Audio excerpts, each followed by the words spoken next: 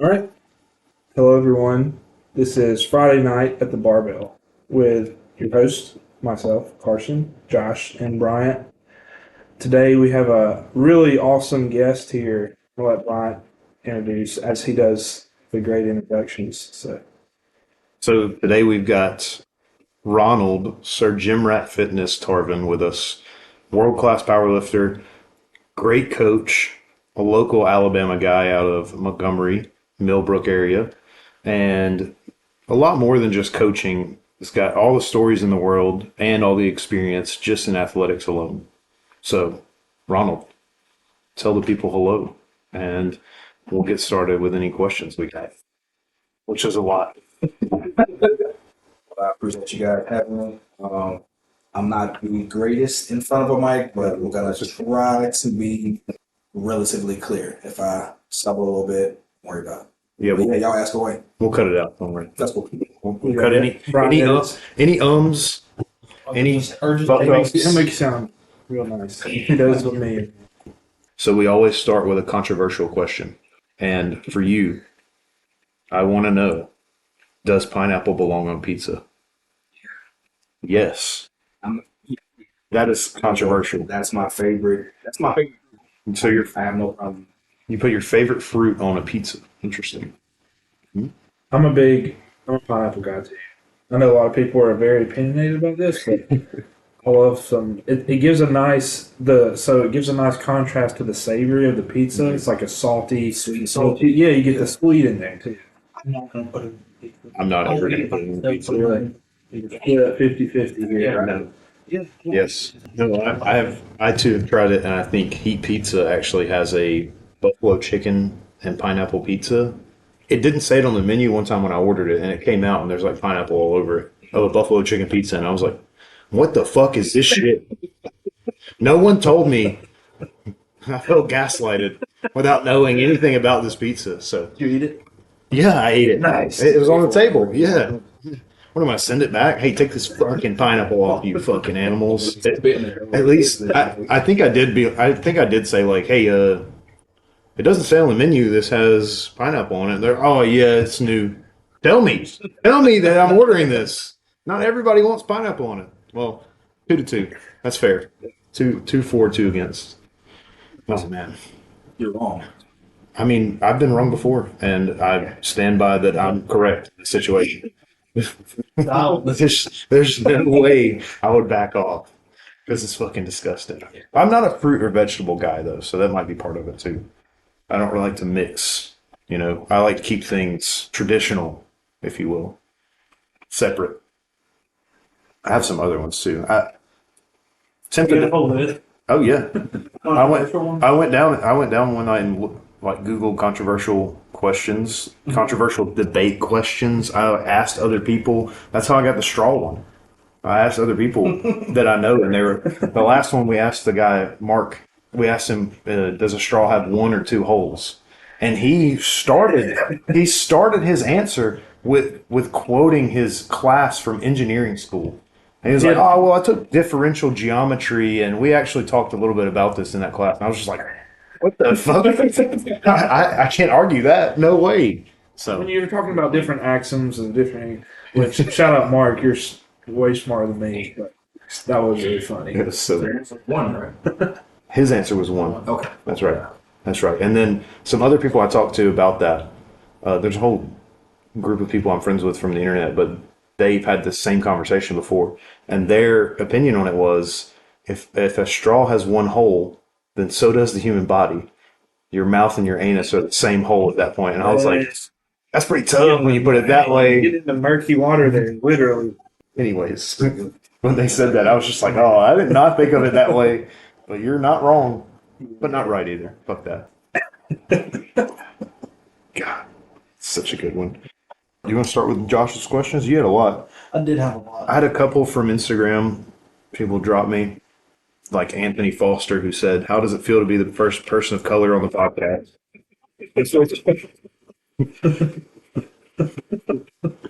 Which I'm sure feels just awesome.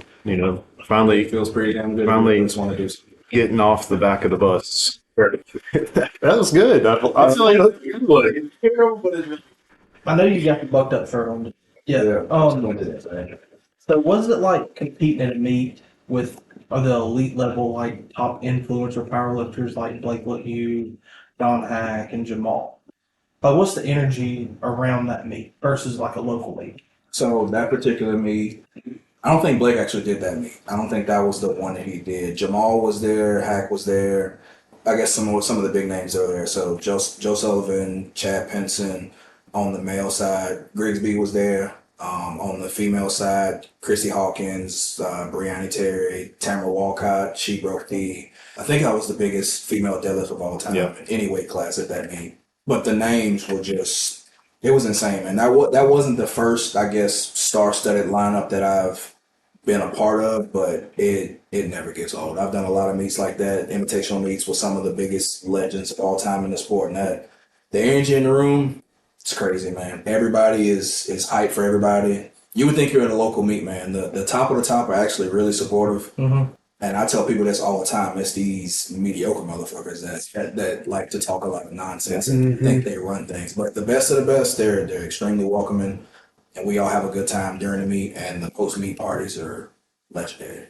To say the least. I've heard a couple of words be thrown around about those. You big know what? meet I parties. won't even get into all of that because I haven't taken part in some of the things that y'all are talking about. But being friends with some of the people that take place in some of that stuff, I've heard some stories. Yeah, I've heard stories, but no confirmations. Which Well, maybe to be next fair, I've heard these same stories after a lot of these big meets. So I'm just gonna go ahead on record and say this stuff probably happened.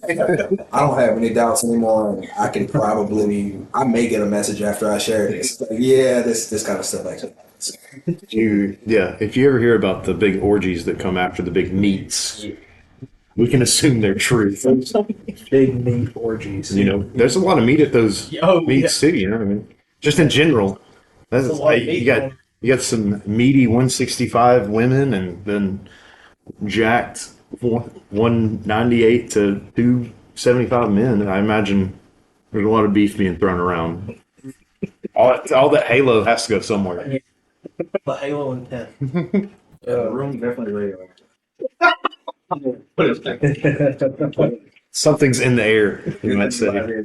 How many meets have you actually competed at?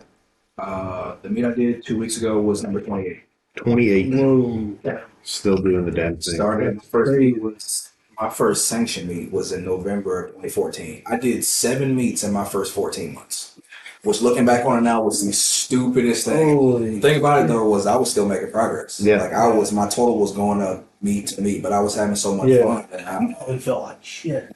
to be honest with you, I didn't. Yeah. I was 25 at the time. I'm 34 now, but Probably didn't know how to really peak your body at the time either. You were just I think it was still getting stronger each time. Yeah, it just kind of turned into a heavy training thing. Yeah, exactly. At the time, what I was doing was, and I don't know where I got this from, but what I would do was I would take the entire week of the meet off. I wouldn't do shit. So I wouldn't go to the gym. I wouldn't train. I wouldn't do cardio. I would take the entire week off. Old school. Go to the meet on Saturday. Some people still do that.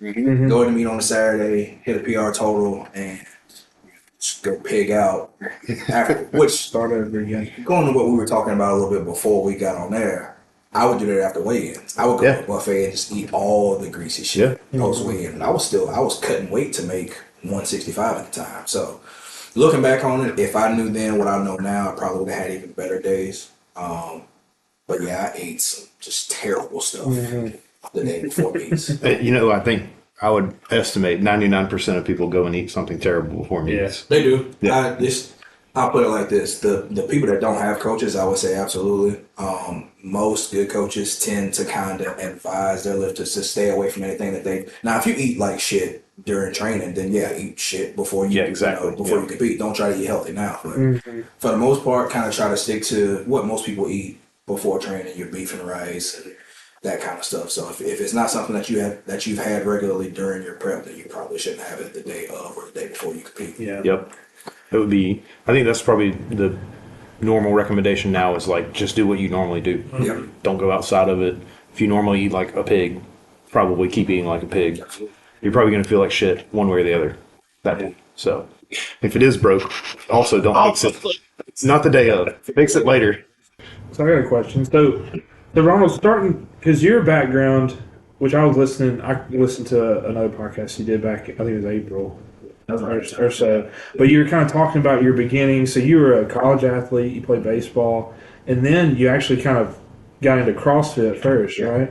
Little smaller guy at the time. So kind of how did that progression go as far as kind of going from there into powerlifting? So when I started talking back to college, I did play college baseball for 4 years I played 2 years at a junior college, the Bishop State down in Mobile, where I'm from. After my sophomore year, I transferred up to Faulkner University in Montgomery, where I was for 3 years, played 2 years, including and then I had a redshirt year because of an injury. But after that, after all my pro ball aspirations were kind of tanked after a couple injuries, I needed something to stay active, stay competitive. And I actually saw a guy who was wearing a CrossFit.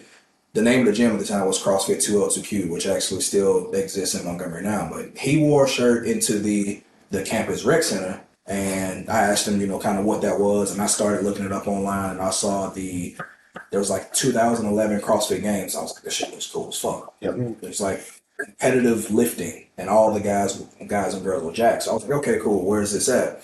There happened to be a place roughly 5 minutes from where the school was. So I was going down there, and I was 22 at the time. And I don't know if y'all know anything about CrossFit, but it's fucking expensive. It's like $125, $150 a month. That's crazy. It always has been. Yeah. And I could not afford that. But on Saturdays, they have these like open community workouts where if anybody wants to come just do a workout for free and kind of test it out, you're more than welcome. Well, I was doing that every Saturday for months before I was able to actually join.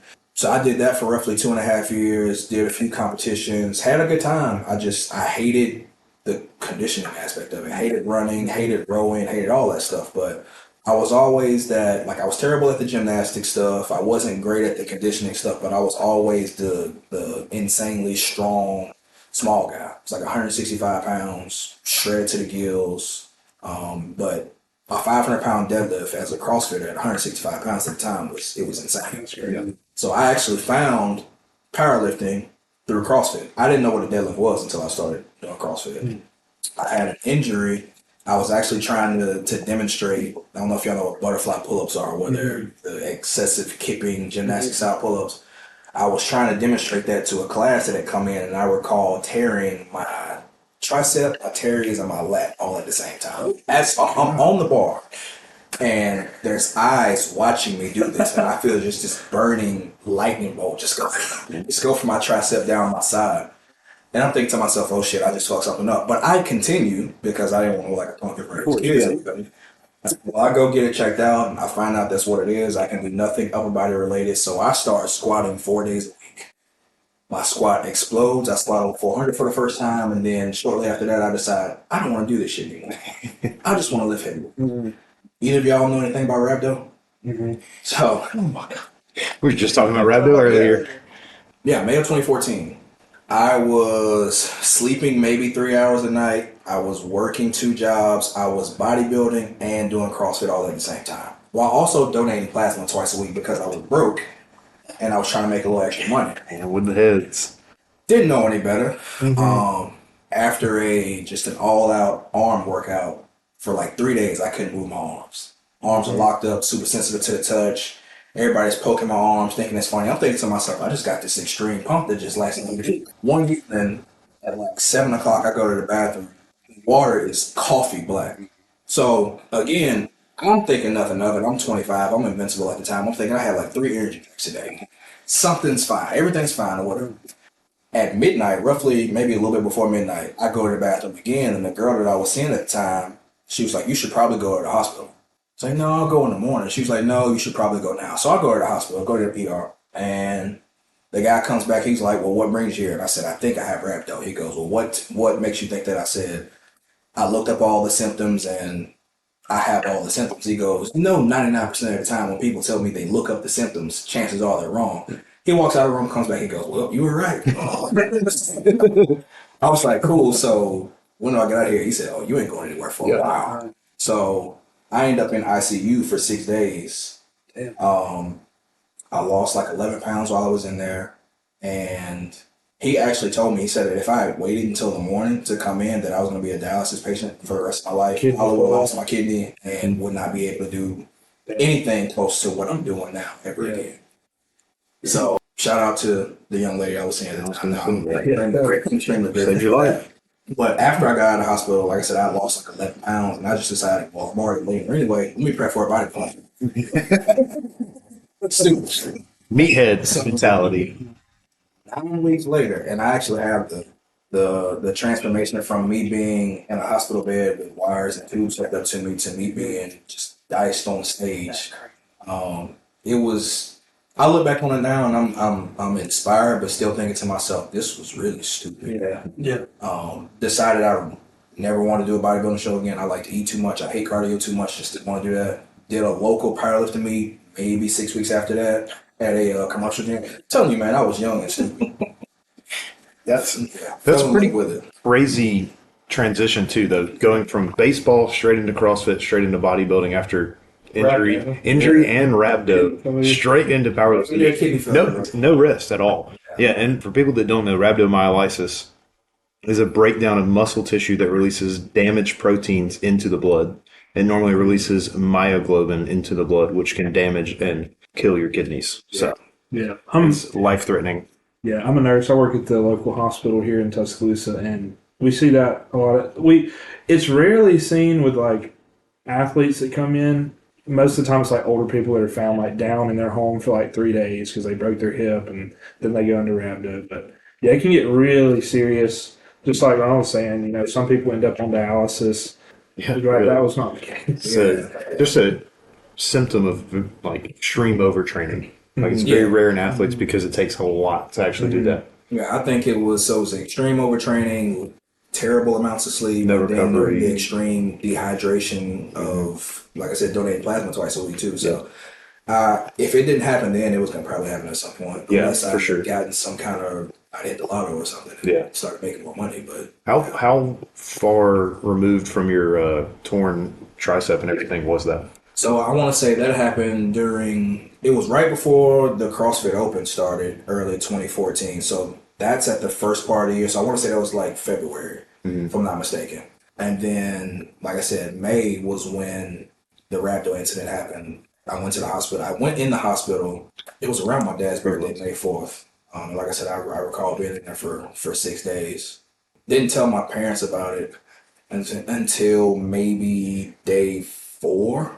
And they were pissed. Yeah, I bet. Now, granted, I don't have any family that lives in the city that I live in. All my family's not in Mobile, but yeah, they were pissed.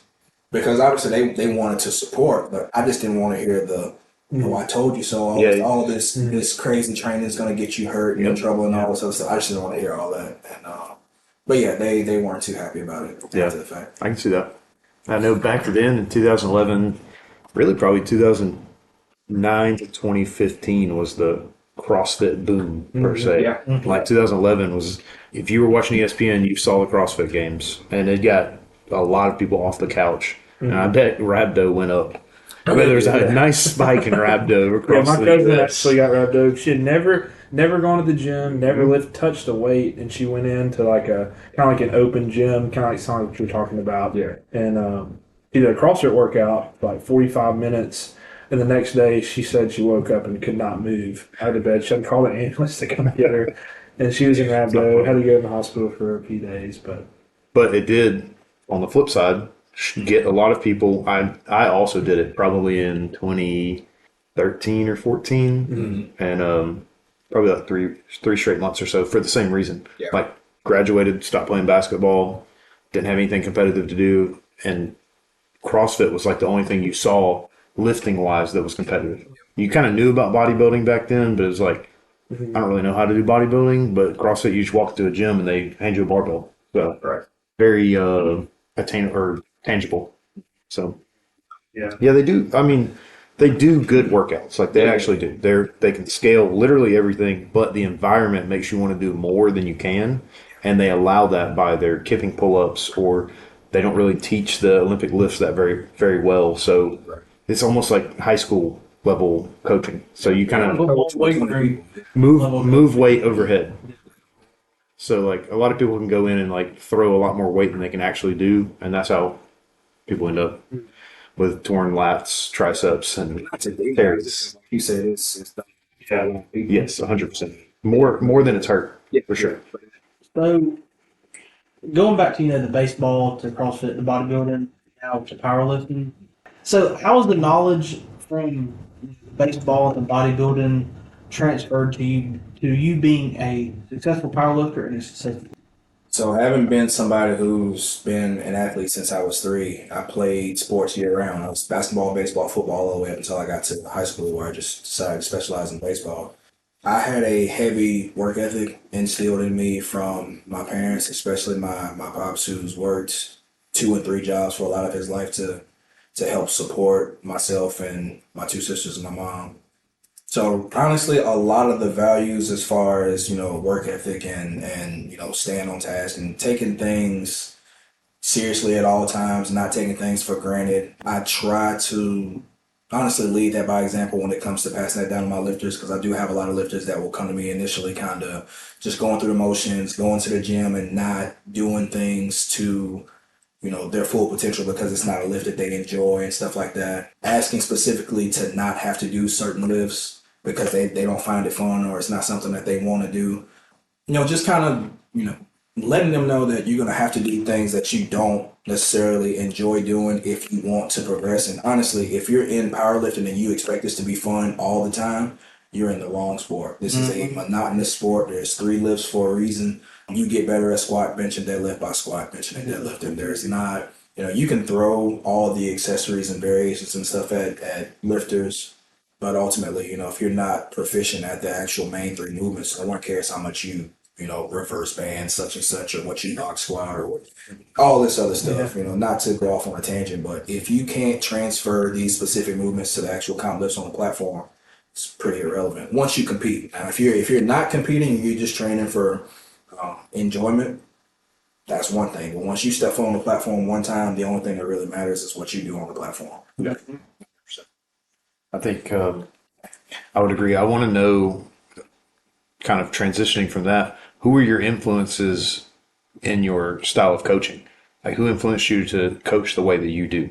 Because you said you coach, and you told me earlier you have around 40 athletes. Roughly, yeah. But So yeah, I mean, that's a lot of athletes, and everyone's individual to an extent. But like you said, squat, bench, deadlift, what we're trying to get best at, it's going to be pretty specific most of the time. And who kind of influenced you to take that direction? Yeah. So the very first coach I had was in 2016, Chad Wesley Smith.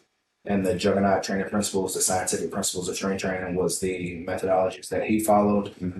I learned a lot from him, and after my time working specifically with him, I did a lot of studying the stuff that he wrote. I watched every seminar that he had on YouTube at the time. He and Brandon Lilly at the time, who was the founder of the Cube method. Those were 2 of the more popular programming methodologies around at the time. There was, I think Fifth Set was around at the time too with Sweet Burns.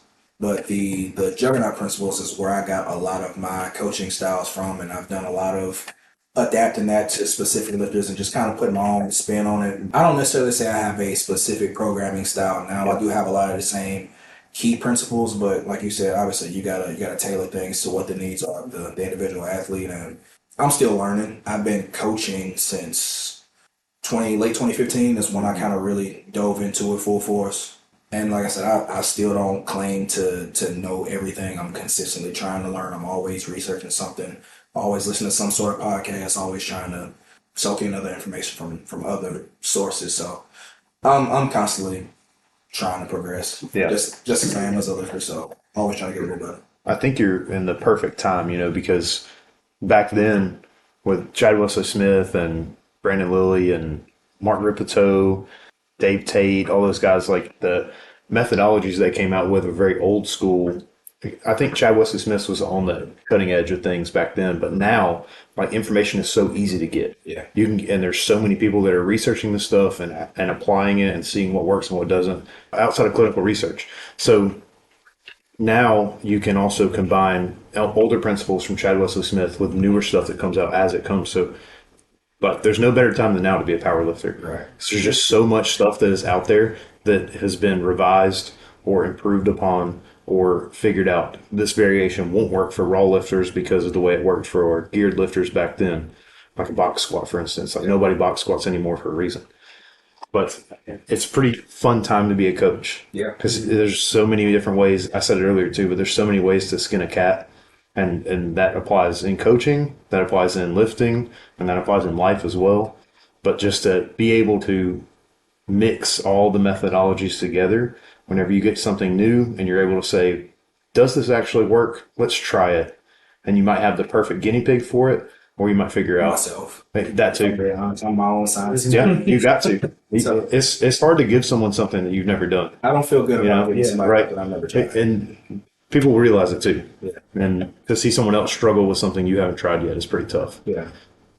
Kind of to piggyback off what y'all were saying. So I was in the other podcast you did with Don. I heard you mention if your lifter does very well, you give them all the credit.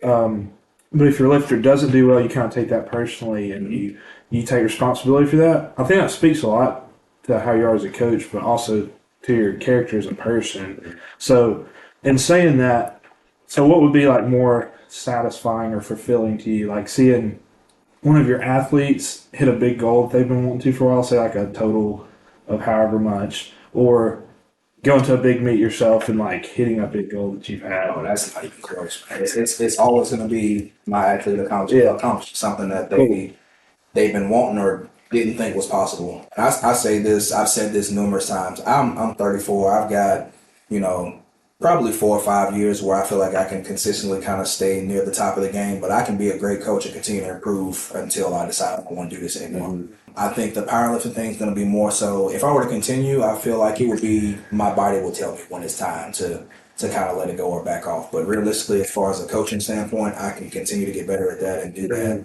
at an elite level as long as I choose to. So I take a lot of pride in my lifters' progress. And like you said, I take it personally when they don't do well.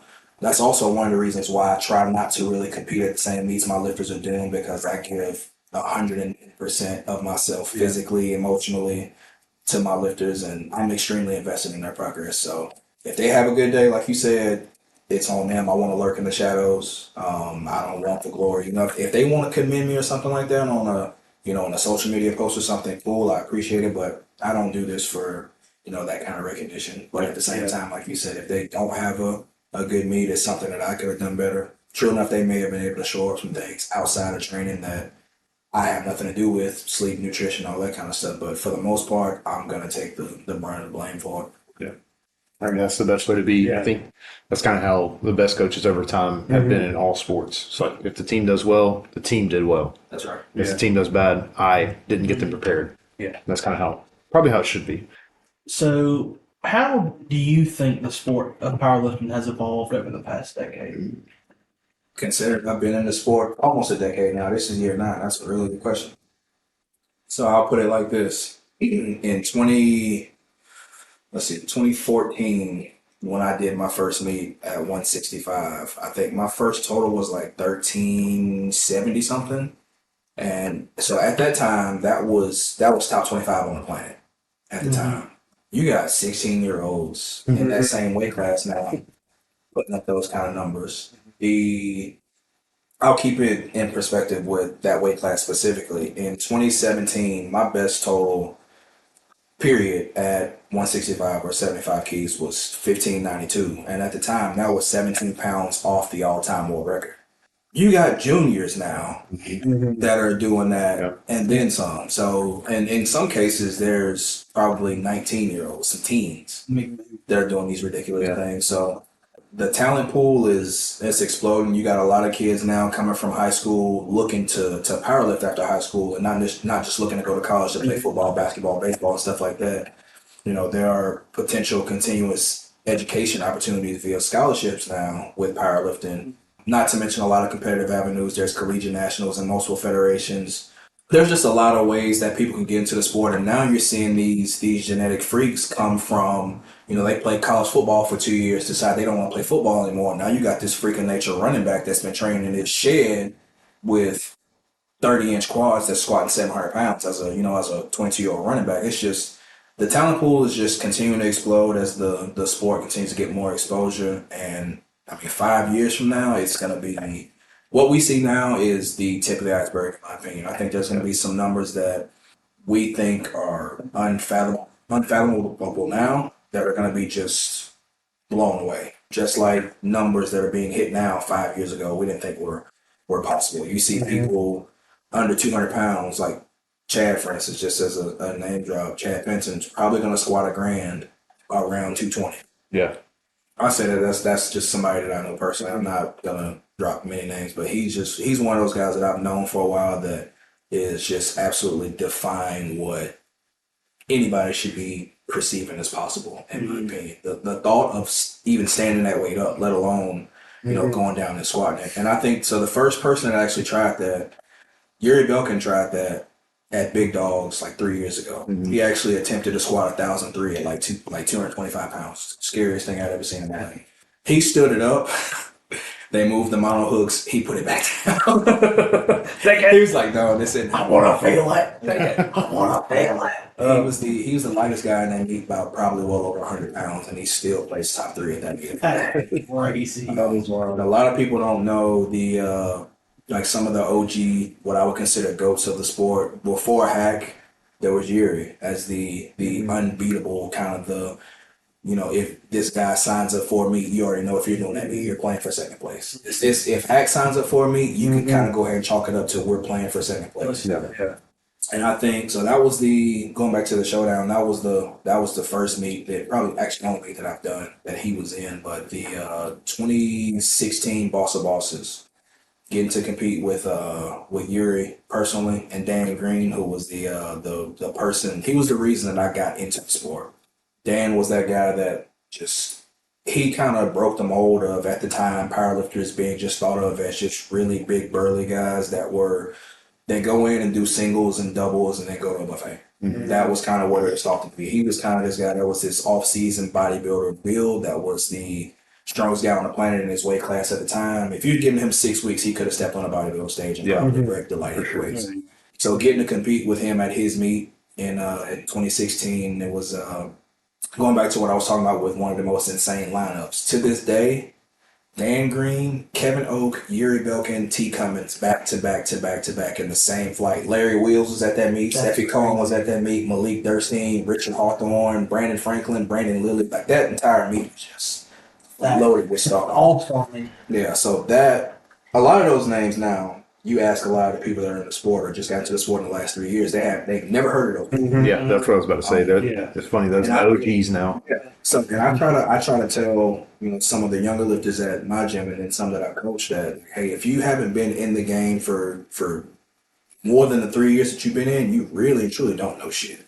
Soak up everything that you can and honestly try to honor and appreciate the people that came before you. Like, the methodologies now and the progress that people are making now, it's at astronomical rates because, like y'all said, there's just so much readily available information out there. But the people that did it before the people that are getting into the sport in the last 3 years, I think they don't get the credit and appreciation that they deserve. And that's why, like, people like Eric Lillibridge, who are coming kind of back out of retirement, has me so fired up. I feel like the current generation needs to see what somebody like Lillibridge was capable of at his peak. So seeing him doing reps at 800, 900 plus again, it gets me fired up. And it's going to be his comeback's going to be really, really good. Yeah. It seems like it's already trending that way.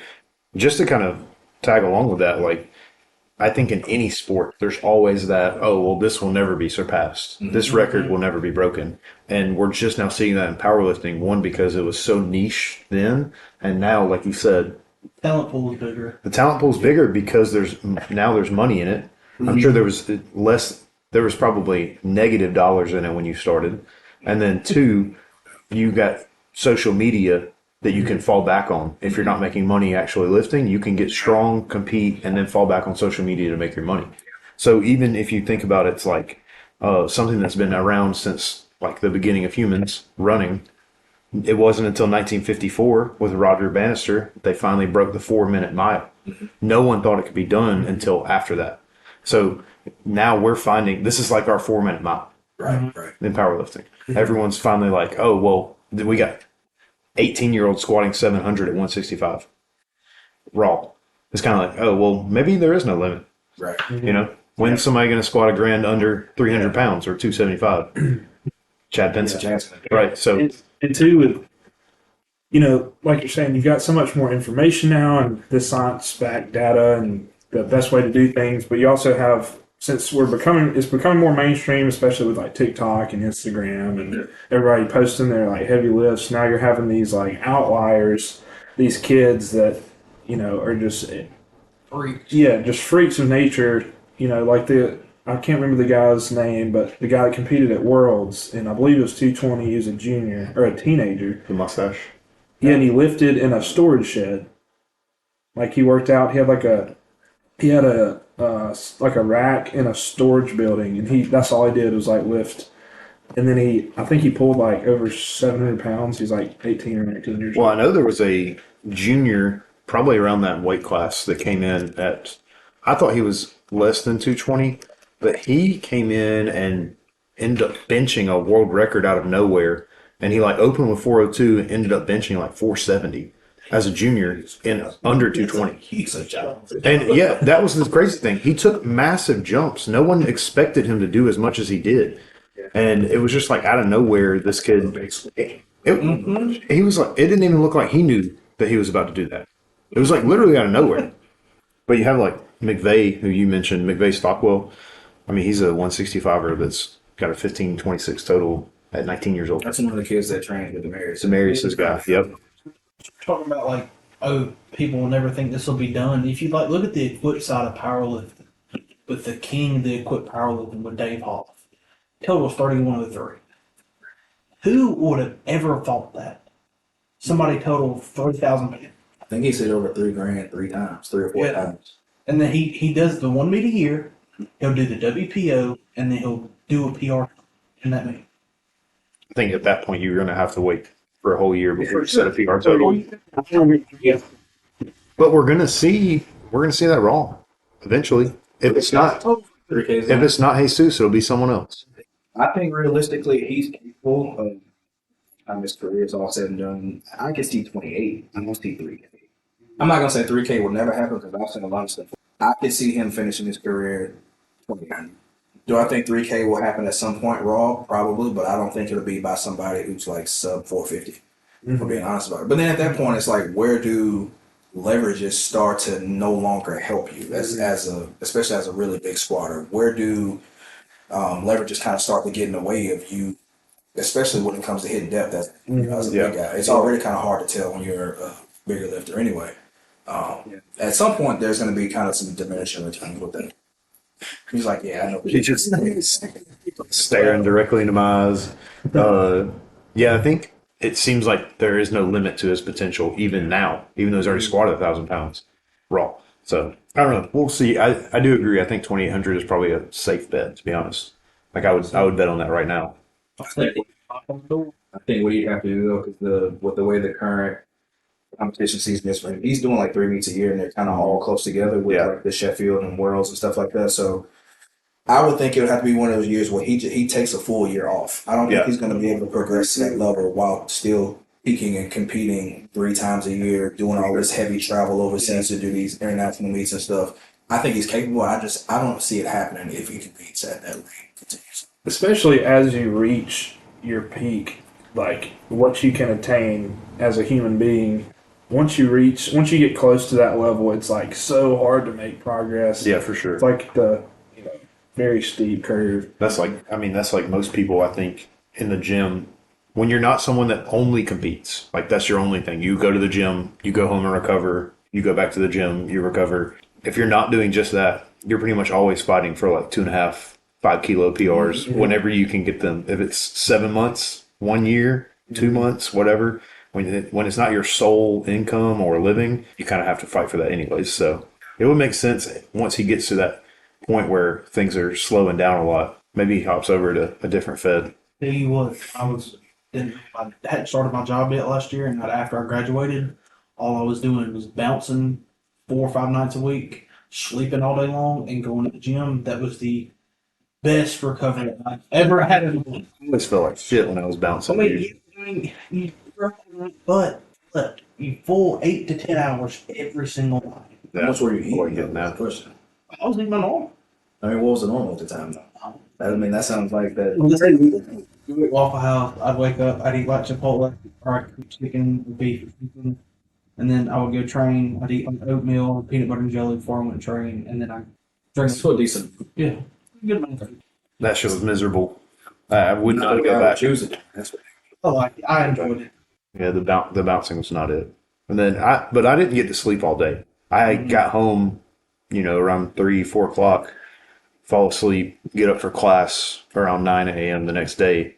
So that shit was miserable to me. I was just like, God, please let it end. So I'm saying that was in the fall last year when I didn't have the job I have now. Yeah. So I could sleep till 2 o'clock in the afternoon, wake up, go train at 4, be done at 4, 9.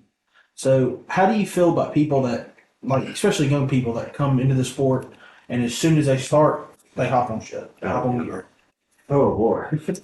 So, like I said, I've been around a long time, so I've seen that happen. I mean, there's a lot of people that were in the sport and at the top for a very short amount of time that are not around anymore. There's a lot of people who had kind of this shelf life of about a 2-year peak where it was all about them. They're just absolutely crushing everything, and you hear nothing about them anymore. And I like to use those names as examples when some of these young people come to me, and because realistically, like if somebody comes to me and they ask me about it, I'm always going to say, no, you shouldn't do this first and foremost. Then I always follow up with, but if you are going to go that route, I'm not an advocate for it, but find a credible source, find, somebody to guide you in the direction that you need to go. So if you're going to do something which is stupid, be smart about it, if that makes any sense whatsoever. But yeah, if you're gonna be stupid about something, do it in the way that's gonna be least detrimental to you long term. But no, I'm not a fan of. I'm not an advocate for really anybody at any point. Hopping on. You do what you want to do. I don't have a problem with it, but I'm not against it. I'm not a big fan of having people do that really at any age. But that's just me. Yeah. It seems like a lot with the culture nowadays with younger people, it's instant gratification. Yeah. Like people don't want to, it's about what am I going to be doing next year? I want to be hitting these numbers next year. Where we really need to be looking at, if you're a new athlete, what am I going to be doing in 5 to 10 years from now? Because that's where the results are going to come, not just hopping on a bunch of steroids and I kind of make the analogy. It's like skydiving. You wouldn't just instantly sign up to skydive, go out there by yourself and jump out of an airplane. You take a long time to kind of like learn about it, study it, get some sort of experience. The first time you go skydiving, you usually jump with somebody. It's to lower the risk. But yeah, I think a lot of it has to do with just the mindset of young people nowadays, and the instant gratification. I want to be big. I want to be strong. How can I get there the fastest? And not as much of, what's this going to do to my health? Yeah. Well, definitely not that. Yeah. Yeah. So. I think Ron's probably the perfect example of patience. Going from 165 to 220 over 10 years takes a lot of patience and a lot of just willpower, really. And I think we were talking about it earlier too with burnout.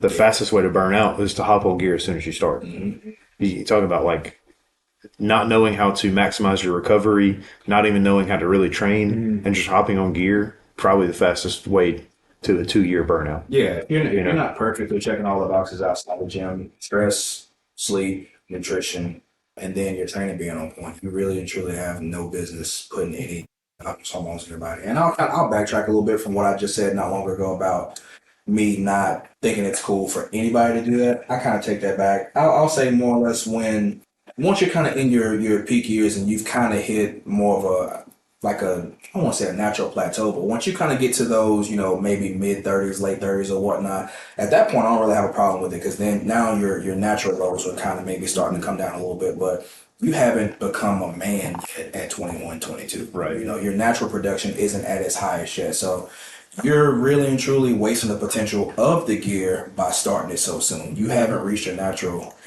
peak to add on to that at that point. As an 18, 19, 20-year-old male, your nuts are going crazy. You're like injecting so much testosterone into your bloodstream at that age. You just gotta take advantage and, like, for lack of a better term, milk all the gains you can from what you have while you're young, because it's, you know, It's better than any test you could inject.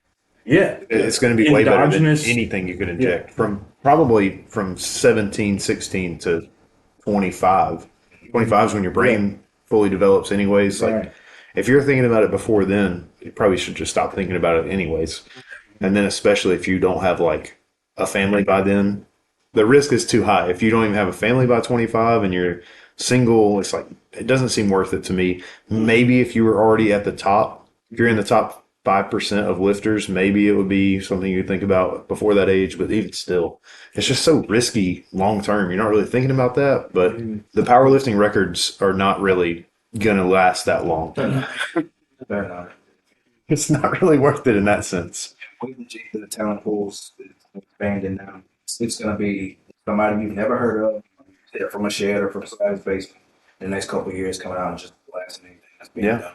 So, Imagine you're taking all that gear and then some dude from the middle of Africa that lifts in the rain on concrete blocks comes in and just fucking blows the numbers out of the water. It's like, what was the point? You know? and if your training isn't going well, nothing. Which I think most people can relate to that, but it's gonna be even worse if you're taking something, and then it's probably some off-brand Chinese pharmaceutical on top of that. Like, oh man, cooking in the bathtub, you got it in a KFC bag. Sunday on your pickup date. Say that to say all this. If you're gonna do all of that stuff, get blood work done, please. Like, know exactly how much of what you actually need if you're gonna use it. But don't just start it just out of the blue without. And the issue is people not only do they start, but they start with the hardcore shit. Like, why aren't you like? And I don't want to say that there's a basic cycle, but there are basic starting points, basic introductory type compounds. Here's your blood work. Run the most, lift the most. Yeah. Hey, speed run. Like someone we know, PR heart attack. ER or worse. PR and rhabdo. Hey, I mean, you got rhabdo. You weren't even taking anything. What's that say about you? I was working too.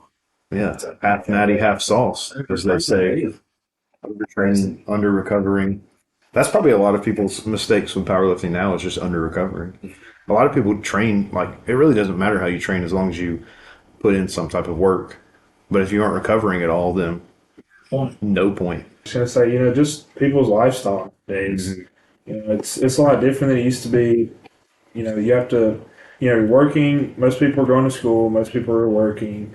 And you're lifting, trying to squeeze in. Most people get subpar sleep at best, myself included a lot of times. But gotta get the basics right first. Yeah. You gotta get sleep. Good sleep is very underrated. Good nutrition.